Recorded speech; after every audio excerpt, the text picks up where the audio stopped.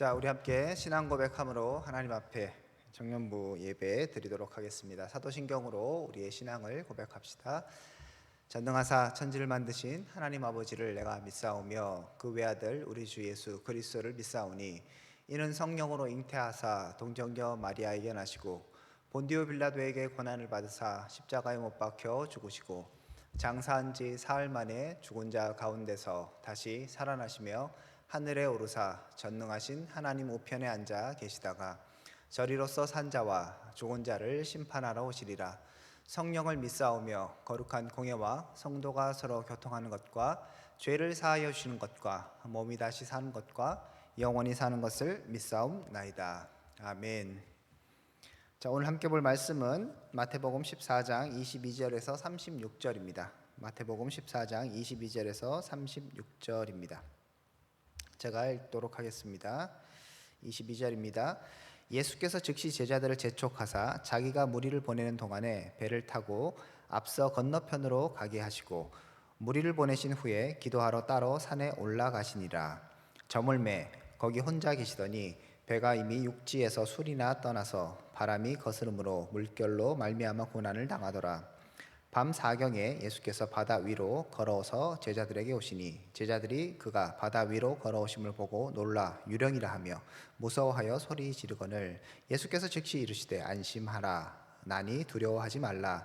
베드로가 대답하여 이르되 주여 만일 주님이시거든 나를 명하사 물 위로 오라 하소서 하니 오라 하시니 베드로가 배에서 내려 물 위로 걸어서 예수께로 가되 바람을 보고 무서워 빠져가는지라 소리질러 이르되 주여 나를 구원하소서 하니 예수께서 즉시 손을 내밀어 그를 붙잡으시며 이르시되 믿음이 적은 자야 왜 의심하였느냐 하시고 배에 함께 오르매 바람이 그치는지라 배에 있는 사람이 예수께 절하며 이르되 진실로 하나님의 아들이로소이다 하더라.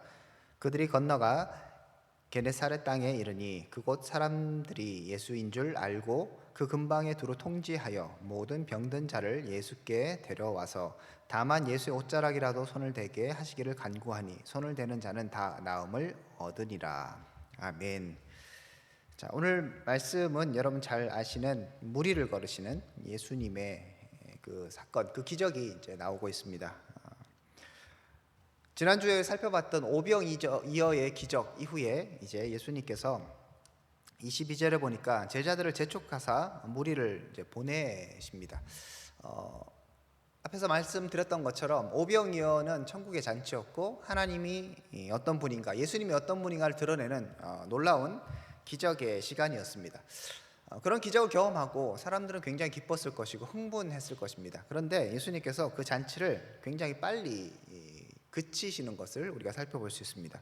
뭐 그렇다고 먹는 거 빼앗고 뭐 그런 건 아니었지만 다 배불리 먹고 다 남았습니다. 그죠? 거두었고, 자 그렇게 딱 마무리되었을 때 예수님은 무리들을 이제 보내버리시죠.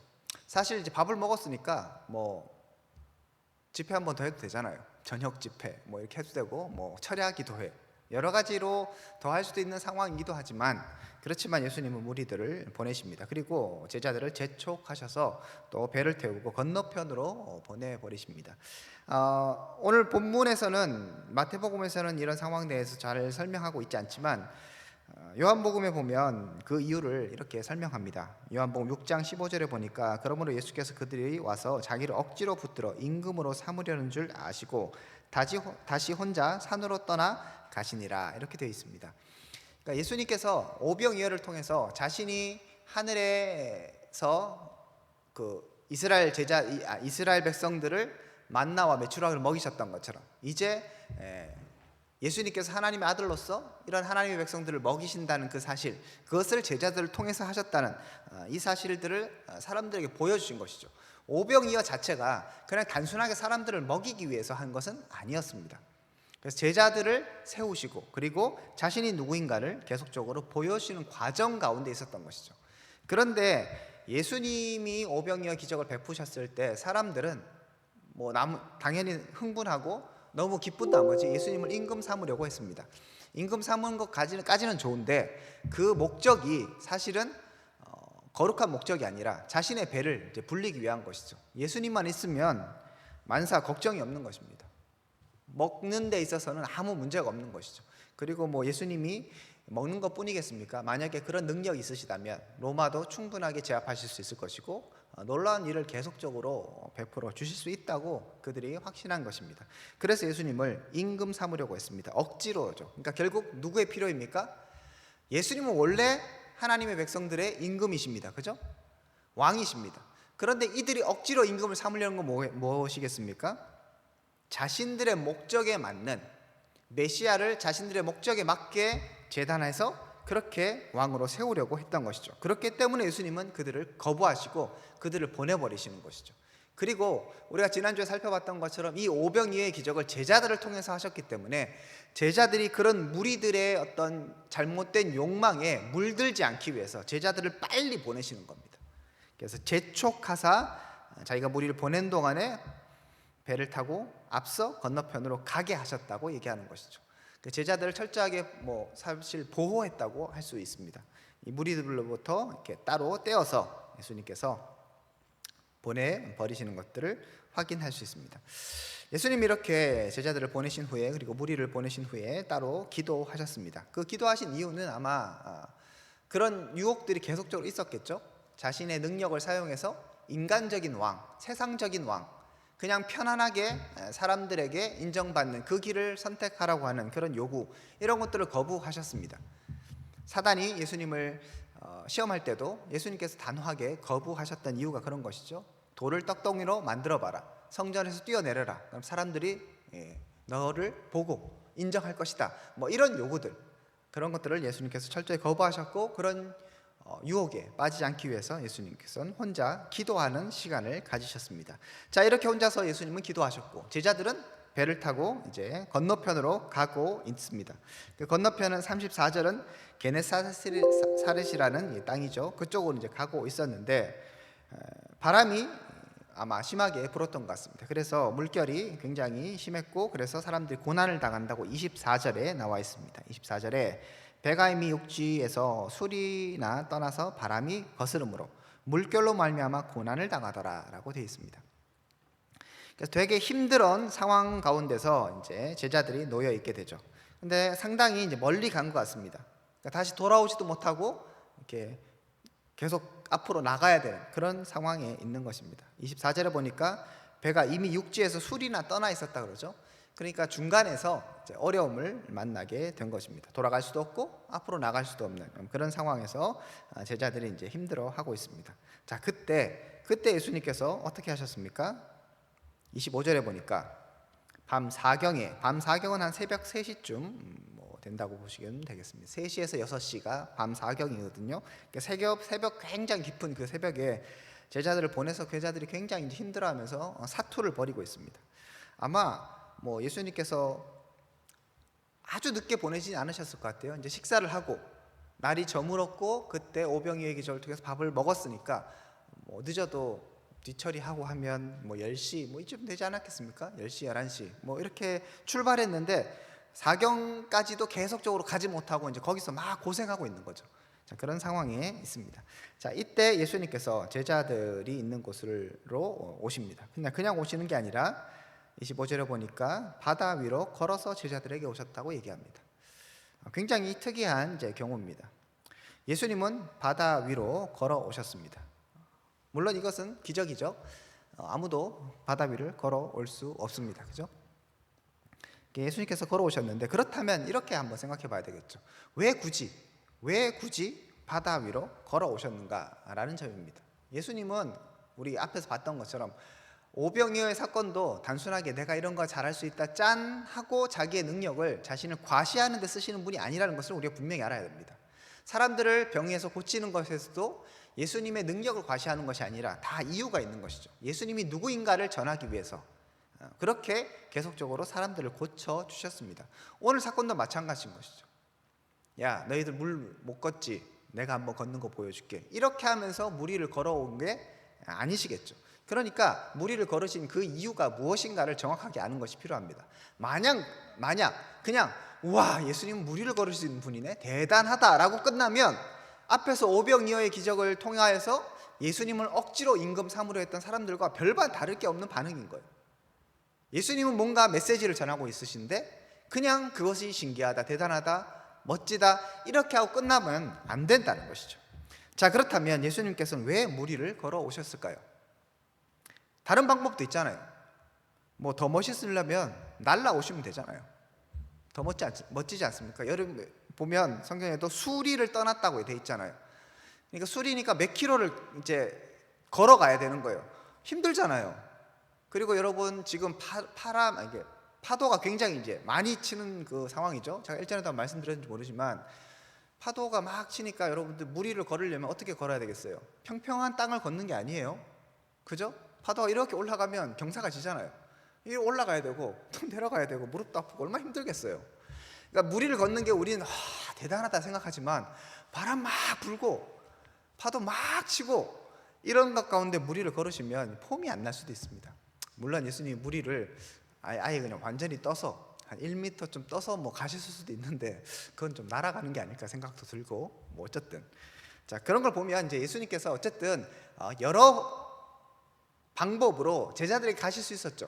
제자들에게 가서 그냥 제자들의 그 어려움을 도와주려고 가시려고 했다면 그냥 그 육지에서 명하실 수도 있고, 그죠? 아니면 차라리 조금만 기다려라, 기도하고 올게 하고 같이 가셔도 되는 것이죠. 굳이 그런데 날아가셔도 되고, 그죠? 뭐 다양한 방법이고 아니면 순간 공간 이동 짠 해갖고 배 위로 탁 가실 수도 있는 것입니다. 아니면 물 안으로 잠수해서 이렇게 푹 튀어나오시고 아쿠아맨처럼 그렇게 나올 수도 있고 방법은 다양한데 물 위를 걸으셨다는 것은 분명한 이유가 있다는 것입니다. 자, 우리는 예수님께서 물 위를 걸으신 이유를 예수님의 의도를 사람들의 반응을 통해서 확인할 수 있습니다. 33절에 보면 이렇게 돼 있죠. 배에 있는 사람들이 예수께 절하며 이르되 진실로 하나님의 아들이로소이다 라고 고백합니다. 자, 어떤 반응인지 아시겠죠? 예수님께서 물 위를 걸으시고 이렇게 기적을 보여주셨을 때 사람의 반응이 이야 신기하다 대단하다 이런 것이 아니라 하나님의 아들이십니다 라고 고백했습니다. 그러니까 예수님은 어떤 의도에서 지금 이 일들을 하시는 거예요? 계속 누차 말씀드리지만 자신이 누구인가를 제자들에게 계시하시는 거예요. 나는 하나님의 아들이다, 나는 하나님이다 라는 것들을 제자들에게 계속적으로 보여주시기 위해서 굳이 물 위를 걸으신 겁니다. 여러분 잘 아시는 것처럼 고대 사회에서 지금도 그렇지만 물이라는 것은 굉장히 무서운 존재예요.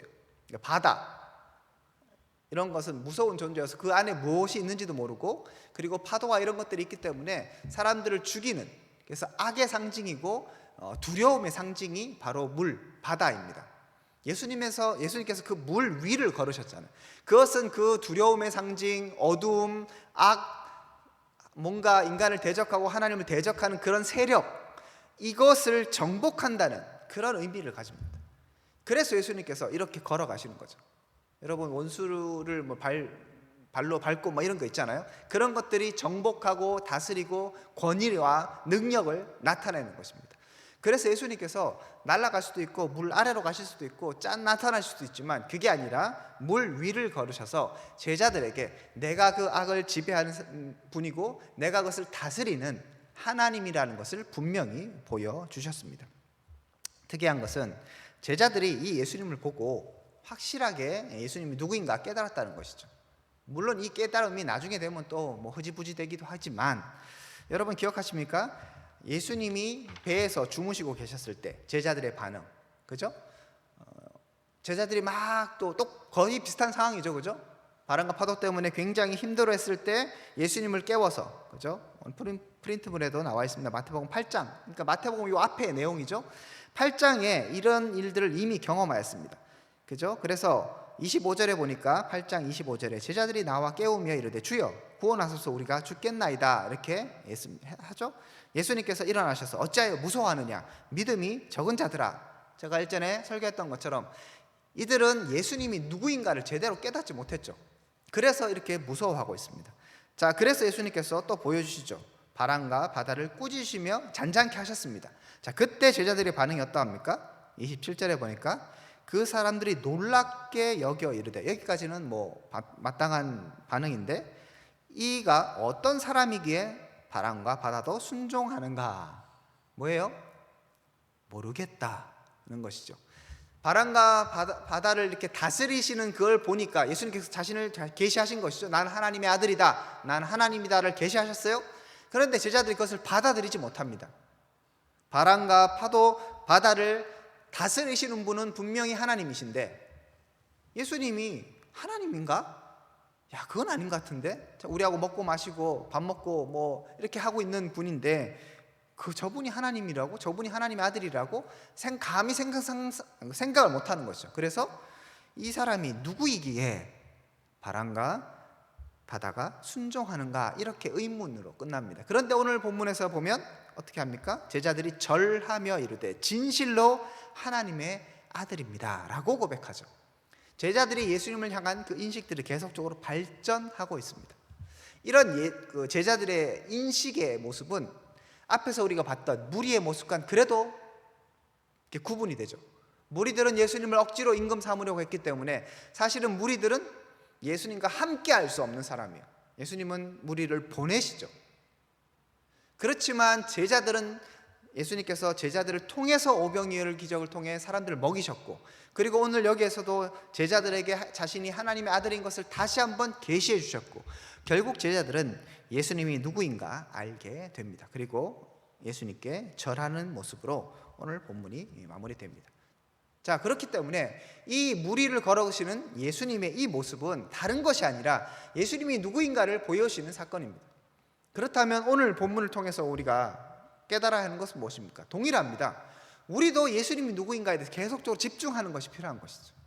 그냥 단순하게 기적이 있고 하나님이 나를 먹이시고 입히시고 재우시고 함께 하시고 고쳐주시고 세워주신다는 그런 자체에만 함몰되어서 무리들처럼 억지로 임금 삼으려 하고 나의 하나님이 되어십시오, 내가 원하는 하나님이 되어십시오, 내가 원하는 하나님, 사업도 잘 되고 시험도 통과하고 취업도 잘 되고 결혼도 잘 되고 나를 위해서 일하시고 나를 먹여주시고 나를 배불리 해주시는 그 하나님으로 내가 하나님을 만들려고 하느냐, 아니면 그 선포되는 하나님의 그 이름 예수님이 정말 누구인가를 내가 깨달을 것인가, 이 차이에서 우리가 갈림길에 있다는 것입니다.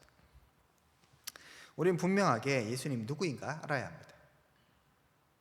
내가 만들고 내가 가공해내는 그런 하나님이 아니라 계시되는 하나님, 선포되는 하나님, 그 하나님, 우리에게 정말 하나님이 자신을 어떻게 보여주기를 원하시는가, 램프의 요정으로 보여주기를 원하시는가, 너희들 기도만 해 내가 다 들어줄게, 이런 하나님으로 계시되는가, 아니면 나는 악과 어둠과 두려움과 모든 것을 다스리시고 제어하는, 아니 그것을 밟고 지나가시는 하늘의 하나님이란 이것을 보여주기를 원하시는가, 우리는 깨달아야 하는 것입니다.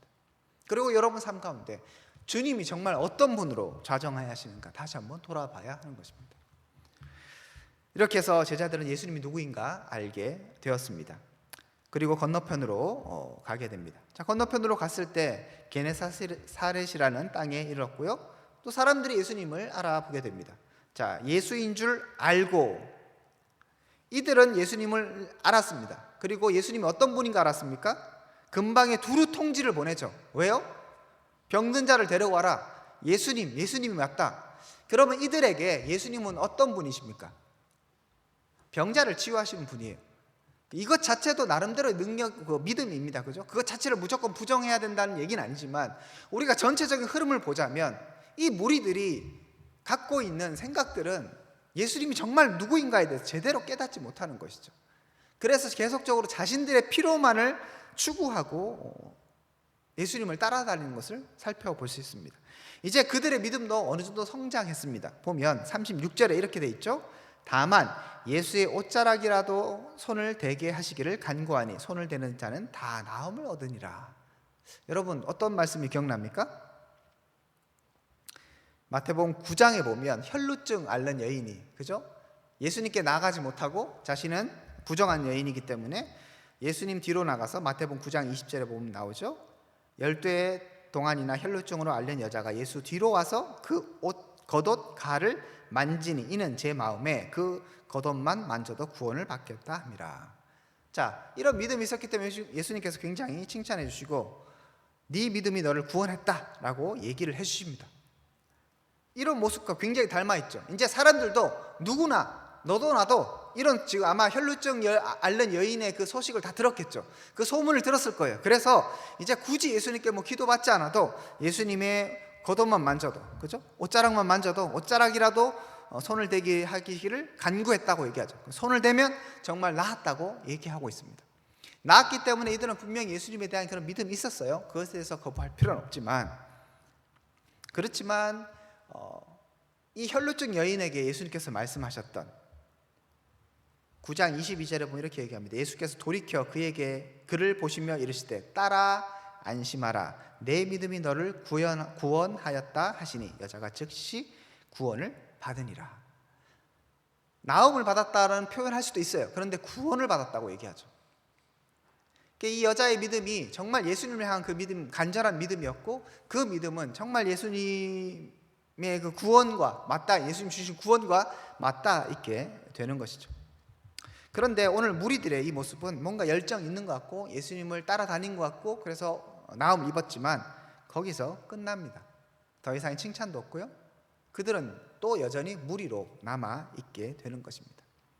물론 아마 이 무리들이 나중에 되면 사도행전에 나오는 수많은 예수님께로 돌아오는, 그죠? 베드로의 설교를 통해서 3,000명, 5,000명이 회개했던 그런 사람들 중에 여기에 사람들이 아마 포함되어 있을 겁니다.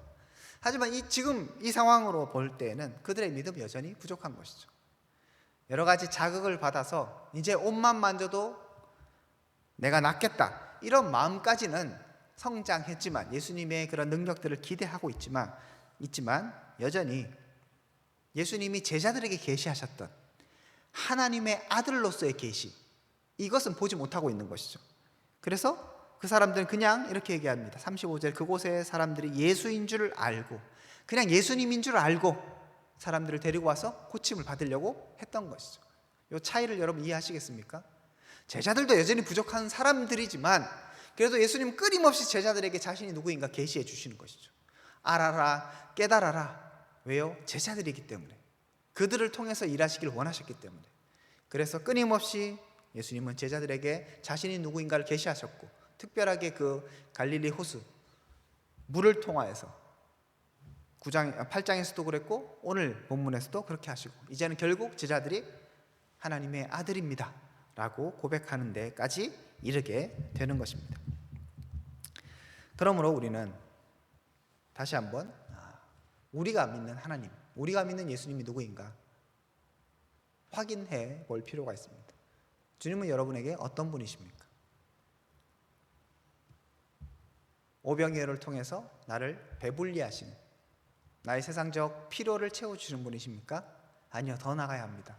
나의 약함을 고쳐주시는 분입니까? 맞습니다. 하지만 거기서 머무르면 안 됩니다. 더 나가야 합니다. 주님은 누구입니까? 하늘과 땅의 온 만물을 지으신, 그것을 통치하시는 하나님이십니다. 그 하나님을 여러분들 날마다 기억하고 깨달을 수 있길 바랍니다. 그리고 그 하나님을 나의 인간이 만드는 하나님으로 전락시키지 않기를 축복합니다. 하나님을 하나님 되게 하는 것, 하나님을 하나님으로 인정하고 하나님을 하나님으로 섬기는 것, 이것이 우리 믿음의 백성들에게 요구되는 모습입니다. 이렇게 온전히 예수 그리스도를 주님으로 섬기는 우리 청년들 될 수 있기를 주님의 이름으로 축복드립니다. 기도하겠습니다. 하나님 감사합니다. 우리가 정말 온전히 주님만 바라보고 주님을 온전히 섬기는 자가 될 수 있기를 원합니다. 부족합니다, 연약합니다 하지만 내가 만든 하나님이 아니라, 나에게 필요한 하나님이 아니라 하나님의 온전한 하나님 되심을 인정하며 주님을 찬양하며 주님과 함께 동행하는 하나님의 백성들 될 수 있도록 우리 한 사람 한 사람 붙잡아 주시옵소서. 이제는 주 예수 그리스도의 은혜와 하나님의 사랑과 성령님의 교통하심이 오늘 말씀을 통하여 다시 한번 하나님을 바라보기로 결정하고 결단하는 믿음의 백성들 가운데 지금으로부터 영원토록 함께 있을지어다. 아멘.